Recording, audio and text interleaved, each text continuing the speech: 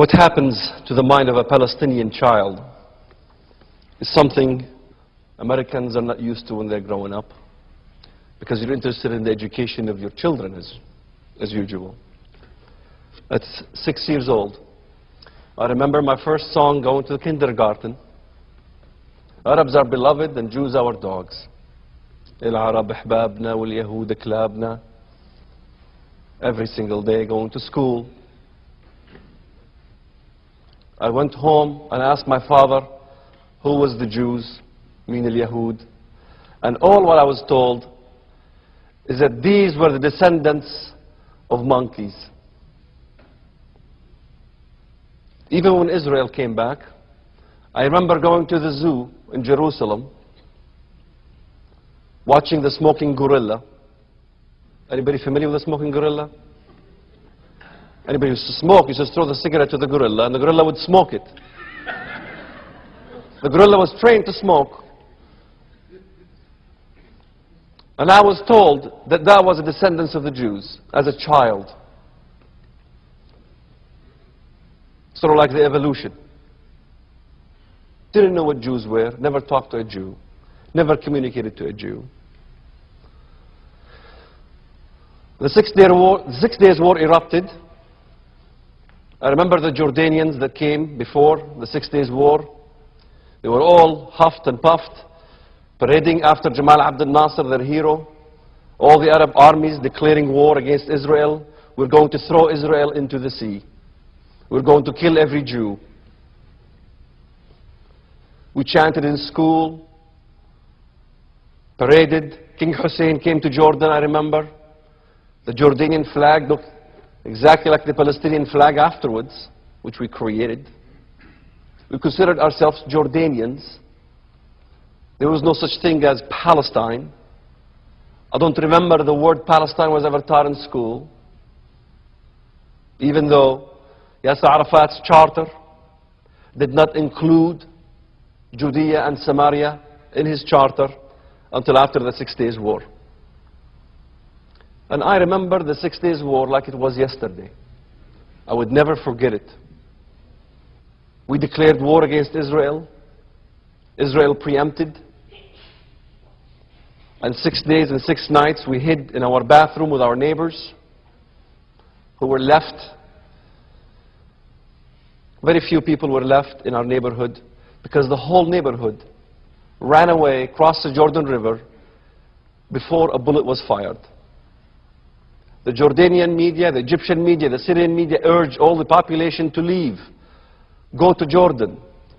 They have painted this Jewish monster that's going to come, this Jewish evil military that the Arabs were going to destroy. So to go to shelter, go to Jordan. Everybody ran away. We sat in our home, 6 days and 6 nights, sort of like Joshua's battle on the walls of Jericho, 6 days and 6 nights. On the 7th day, the trumpets were blown and Israel was created. And in the same fashion, those 6 days and 6 nights, the Jordanians gave very little resistance. We had 2 tanks in the back of our house which never fired a shell because the Jordanian soldiers ran away. Jordanian soldiers took their uniforms off and ran away. Tried to climb rooftops to get women's clothing because they used to hang their clothing on the roof, dressed up like women, just to hide from the infamous Israeli warrior. Then the infamous Israeli warrior came in to Jericho. Hours before, my father was listening to the news media, and they were saying, we have reached Jerusalem, the Arab news media. We have cleansed Jerusalem of the Jews. We opened the doors. There was these tanks rolling by with the Star of Mogan David on them. And I told my father that this is not the flag we saluted when King Hussein paraded in Jericho.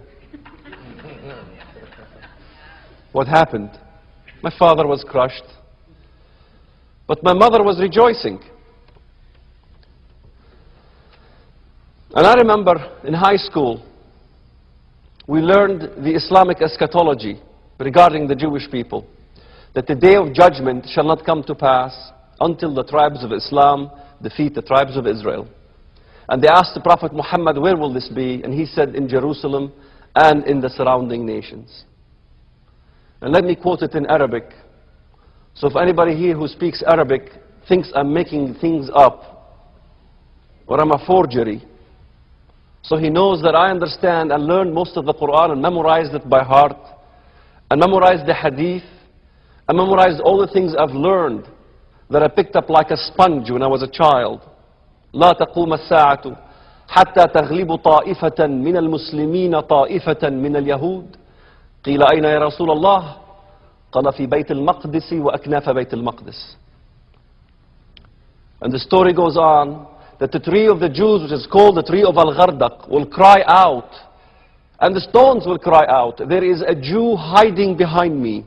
Come, O Muslim, come, O slave of Allah, come and kill him till not one Jew is left. And I learned in school the treatment of dhimmi, the dhimmitude status for Christians and Jews. The Umar Declaration that stated that a Jew must wear a yellow patch. The Nazi Germany patch was created way before Nazi Germany ever existed. Even Al-Khalifa al-Mutawakkil ordered all Jews to wear yellow patches. The so-called golden age of Islam that you learn of ain't so golden if you dig deep into the history. The Umar Declaration that we learned proudly. To you, this is bothersome. To us, this is pride. That a Jew must not ride a horse. He must ride a donkey. That a Jew must not build his grave above a Muslim grave. That the Jew cannot be a judge on a Muslim court, owner of a Muslim slave, must not walk the normal road, but must take the alleyways, must humble his head in front of a Muslim, must pay jizya, protection money, every year. And when he pays his due, he gets slapped on the neck to get another collar on his neck made out of lead. In it, the amount of payment for the next year. Why? Because the Quran stated, حَتَّى يَدْفَعُوا الْجِزْيَةَ عَنْ يَدٍ وَهُمْ صَاغِرُونَ. So they pay the jizya, tax appointed to them, by an upper hand. May they be belittled and humiliated.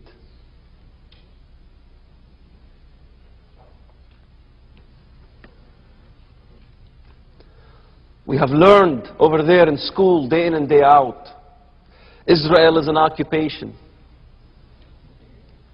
The Jews have no history in that land, that we are the original Philistines, the original Canaanites. You see, the similarities between Nazi Germany and what we learn is very, very little. The difference is that what's happening today is much more tremendous. Because it is not only one country like Germany, but it is all over the Arab Muslim world. In all these countries, this is what they are being raised.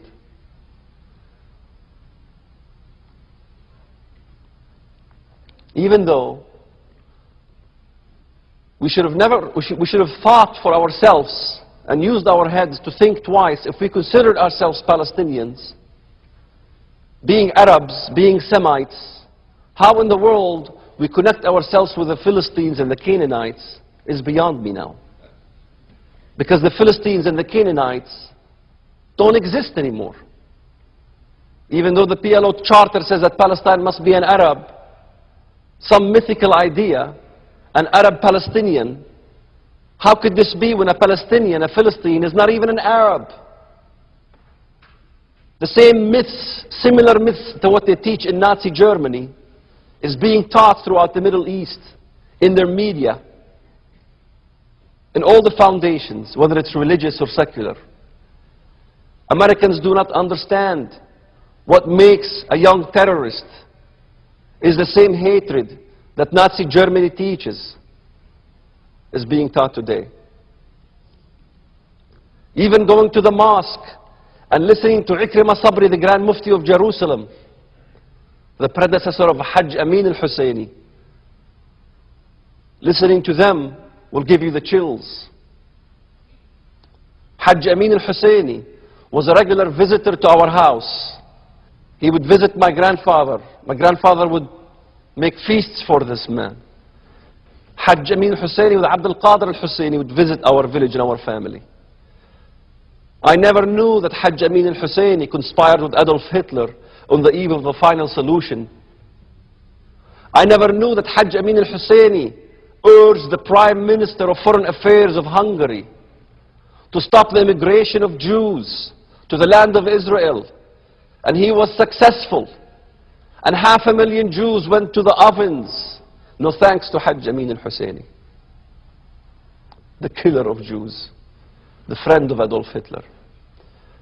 And I go to the mosque of Umar, to your holy place, O Jews, and stand and stone you when you're at the Wailing Wall, while I listen to sermons from Ikrima Sabri, who says even your Wailing Wall is called Al-Buraq Wall. It belongs to Muslims, and the Jews have no place in it. There was never a Solomon's temple. There was never a Jewish temple. You see, myths and fabrications that we were taught as children is the same myths and fabrications similar to what goes on in Nazi Germany. And you tell me it's an issue of education. Germany and Nazi Germany existed in the 20th century with a society that was very, very educated. Hitler was a very educated man. And it's these educated men that create the myths for the normal populations that sucks it up and believes in it and decides to die so they can make money, so they can gain wealth. There's something in common between all these people. Two things: the control over women and money and power. Those are the things that is in common with all these societies that we grew up with. 55 Muslim nations, that not one of them has the freedom of religion for people to choose what they want to believe in. My naive mother had no clue what she was getting herself into. Just like the American society has no clue what they see day in and day out that comes off CNN and the media. They do not understand it. They need to talk to my mother, who all her life and her story was to rescue her children to come out of this country. But instead, even her own children went against her because what they learned in school was the hatred of Americans. The American imperialist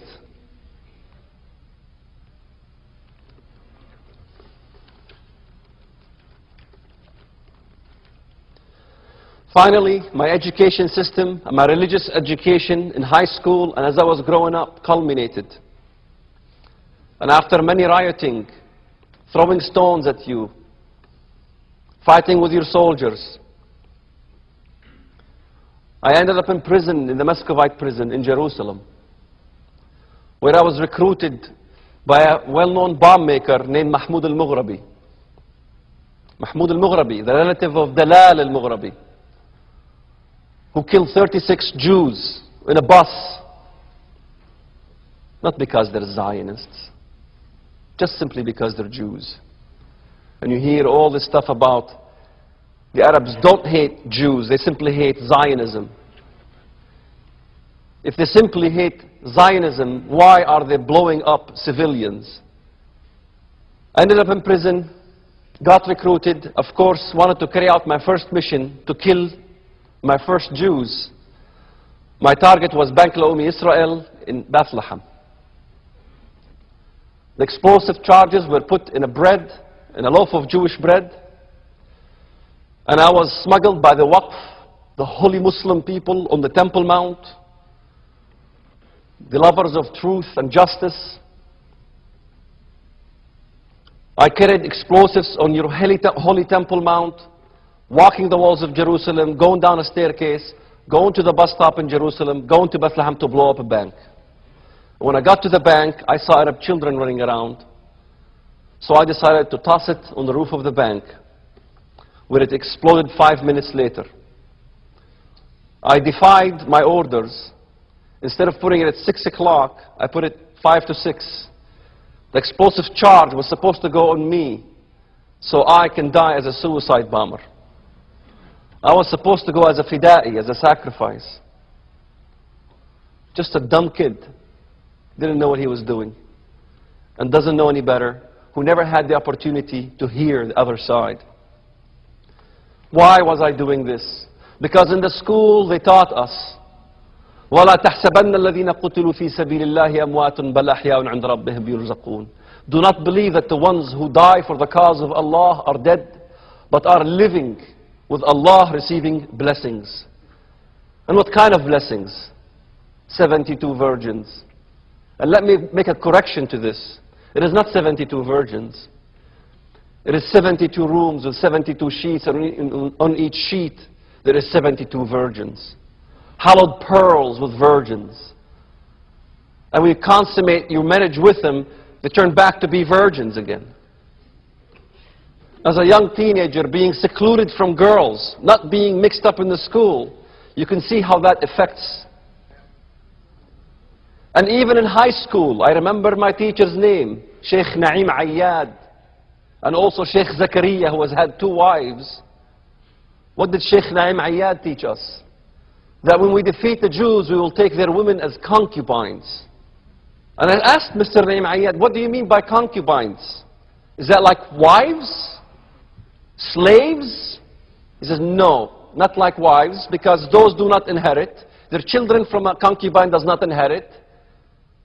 You can call them as slaves. Well, is it permissible to have sex with your slaves? Of course you can have sex with a concubine. And I said, after we kill their husband and their brothers and the family? He says, absolutely. Because in accordance to the story of Muhammad, who killed Rabbi Qanina, who killed the tribes of Banu Qurayda, Banu Nadir, and Banu Qaynuqa', which we proudly studied in history, took Rabbi Qanina's wife as a concubine and consummated his right the same night as he went back to the camp, after killing her father and after killing her brother. This is what we studied. You can tell me about peaceful Islam. You can lecture me about peaceful Islam. You can bring a bunch of Muslim students who are going to refute what I'm saying to you. But I can only tell you what I have learned in school. That's all I can tell you. This is what I learned. And I want my Muslim friends to win this argument, to show that Islam is peaceful, not just talk and say that Islam is peaceful. Because as I see it today, if you take 100 terror acts, are they done by Buddhists, Christians, Shinto, or Muslims between the ages of 20 and 40? Even as a child, I remember the Hashua, your Holocaust footage that you showed in the Israeli TV as a memorial for the Holocaust. I remember watching the footage and wondering, how did they bring these scrawny people to do those acts as they fell in the graves? Because we were taught that the Holocaust was a fabrication. The Jews have made it up to create the state of Israel. Can you imagine eating popcorn and laughing because you think this is a comedy film they're showing? You see the bodies falling in the hole, and you're amazed how in the world they were able to orchestrate such film. Yet I can tell you the truth, that after the deniers will see this footage that we made here, they will deny that we're telling the truth. You see, to me, it is not an issue of logic or truth, but it's an issue of a spiritual condition. A spiritual condition, a religious condition that is controlled by the mosque and by the media. Can you imagine when you wake up in the morning and you go to school and you see every single part of every single wall with graffiti calling the death to the Jews, the death to the Zionist enemy, opening the newspapers, saying the Jews are Shylocks, the Jews are converts of monkeys and pigs, the Jews own the media, the Jews run the Congress, The Jew even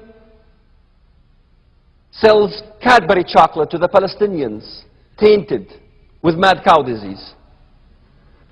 The Jews taint the water with infertility drugs so Palestinians cannot produce.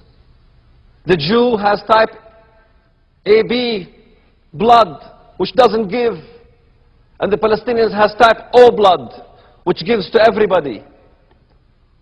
We are generous and they're stingy.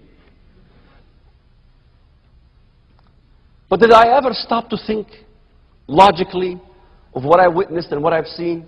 A couple occasions when I went to school in Bethlehem, a man cuts his daughter's head off because she allegedly had an affair with somebody. The Israelis come, arrest this man, take him to jail, and the entire Al-Aida camp in Bethlehem goes and bails him out. They collect a fund for him. That's the kind of society I lived. I would kill my sister in a twitch if I felt that she had an affair or had a boyfriend or thought about marrying a Christian or a Jew. I remember one time a construction man, Jewish construction man, who was taking his load through Bethlehem, right next to Rachel's tomb. He accidentally hit a girl, an Arab girl who was going to school. He stops his truck and he tries to call for help. We saw the situation. We instantly attacked him and stoned him, broke the windshield. Hundreds of us. He was bleeding profusely from his head. And he was still calling for help for that girl. He turned his truck. He ran away finally. We went back to school. We started a student council to decide what should we do about the situation. And a blind high school student, blind from birth, his eyes were white, he was so blind, rose his cane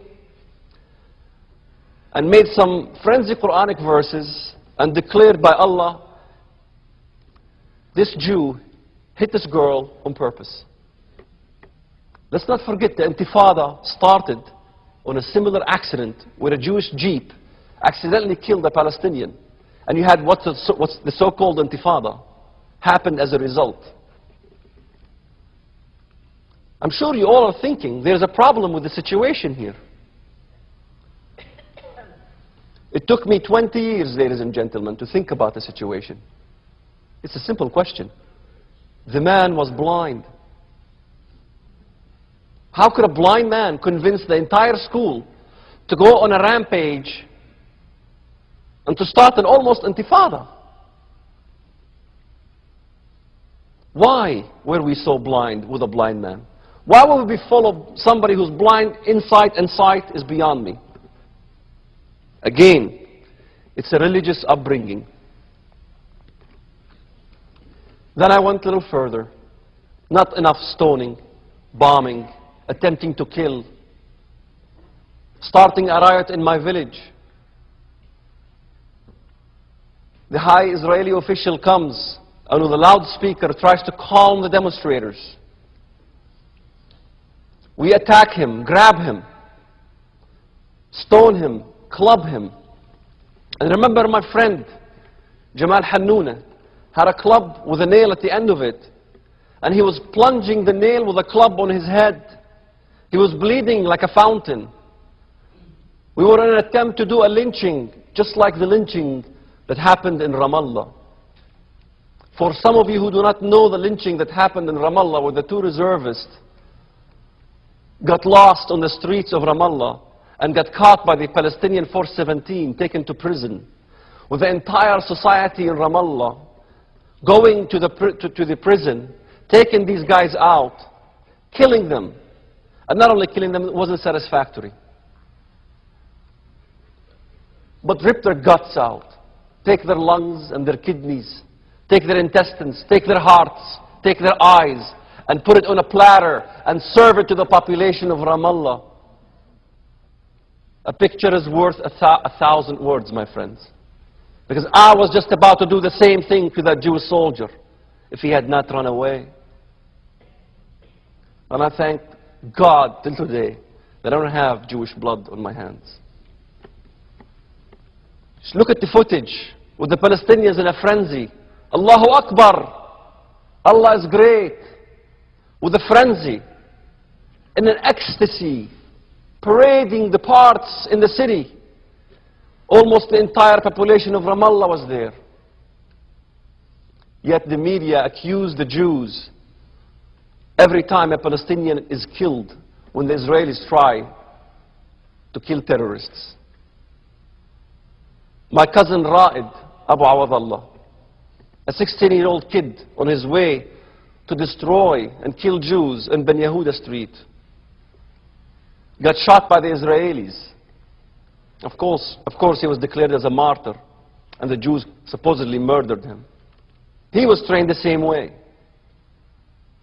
And my aunt, after he died, had to pass out candy and have a wedding celebration for the death of her son, who the Jews were accused of murdering. Of course, the United Nations writes these stories, and his story is that the Jews killed him so they can take his body parts and sell them in the black market. And I asked my family, what is there evidence for this? And they said that the nurses walked out with bloody gloves. Absurdities and myths are being taught in our society. In America, I came to America after this prison and after all these things. My parents sent me to America, to the United States, supposedly so I can get a higher education. Did I get a higher education? No. Instead, I joined the other Palestinians in Loop College. I became the president of the Palestinian Student Association in Loop College. Did we graduate from college? No. How many of us graduated from college? 2 out of 100. Why? Because all of us were activists in collecting funds for the PLO. I remember working as an interpreter. And what did I interpret? When I collect funds for the PLO, I invite Americans like you to come so they can support our cause. The document would say on the wall, in Arabic would say, Land Day, please come. We will collect funds for the PLO. We will help the martyrs and the victims, and all kinds of things. The English translation would say, come, we will have a party. You will be fed baklava and lamb. Middle Eastern cultural party. You see, lying in our culture is a normal thing. To lie in Islam during jihad is absolutely okay. Going on demonstrations in Chicago, what did we chant? Who owns the media? And the crowd will say, Israel. Who runs the Congress? The crowd screams out, Israel. And I wonder today, if indeed Israel owns the media, why is CNN still running? Why is Christiana Amanpour still working? What the Jews should do today is follow this conspiracy and really and seriously think about buying the media.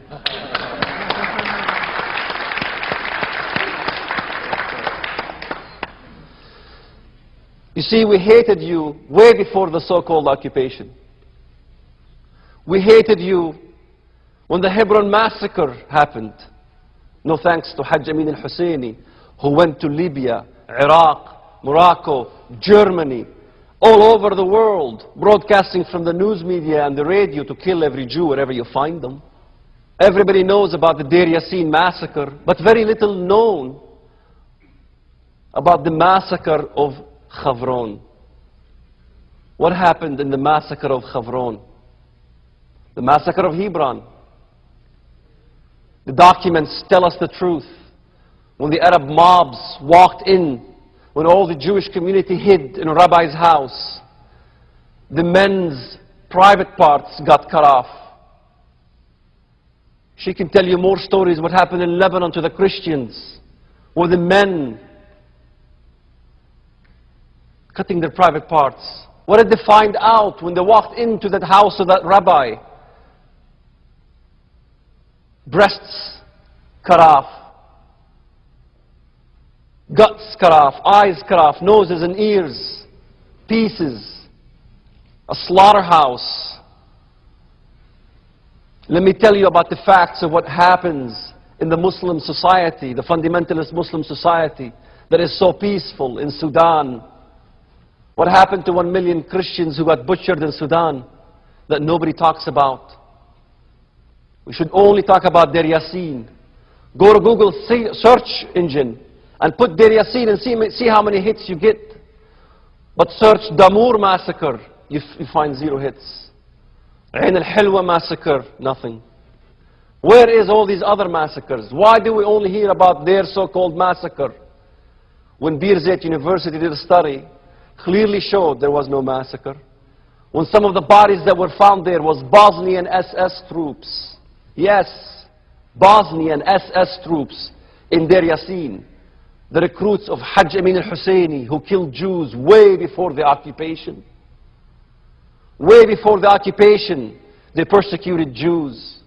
Way before the occupation, they forced Jews to leave. Way before the occupation, they pogromed Jews in the Middle East. Yet Ikrimah Sabri says that the Muslims are innocent from the Holocaust. Are they so innocent? The Nazi Germany military regime had 8 divisions. Al-Khanzar division, the Bosnian SS division, was Muslim fundamentalist division, carrying out the death of hundreds of thousands of Christians and thousands of Jews. All over in Eastern Europe. All over the so-called Palestine. We have been taught so much lies today. Even the Pope who comes to the Haisha camp says that the shepherds of Bethlehem were your ancestors to the Palestinians. The lies are even fed by the Christian clergy. I went to 3rd grade and 4th grade to a Christian school. And what did I learn in the Christian school? Jesus was a Palestinian revolutionist. I learned the theology of liberation, liberation theology, which is a communistic theology. Taking the Bible and gutting it out from everything Jewish and making the theology fit Yasser Arafat's agenda. We worshipped Yasser Arafat. I remember in the demonstration saying, "Barruh bid-dam nafdika ya Arafat." With blood, with soul, we give to Arafat. I can't imagine today, how could I have given my blood and my soul to such a man? And why did we come to that land? Because the Jews built settlements and made industry and farms and gave jobs to the Arabs, to all these people that were coming there. You see, my father was saved by a Jewish doctor because the Arab doctors couldn't figure out what's wrong with him. Until today, I ask my Arab father, I ask him, why don't you pray for the Jewish doctor who saved your life? And his answer, is simply put, is that I cannot pray for my enemy. But in a Jewish book, I learned that I must pray for my enemy and love my enemy, exactly as what she was saying. That's why the Jew knows love more than anybody else.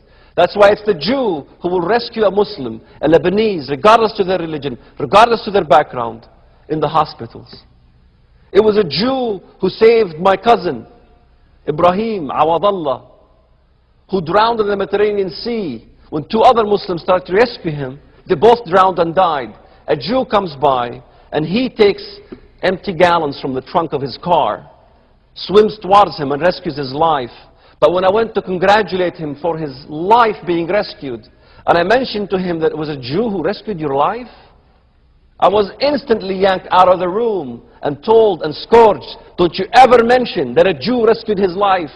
He hates the thought of a Jew rescuing his life. The question is, why do you still do it? Why do you still rescue us even though we want to murder you?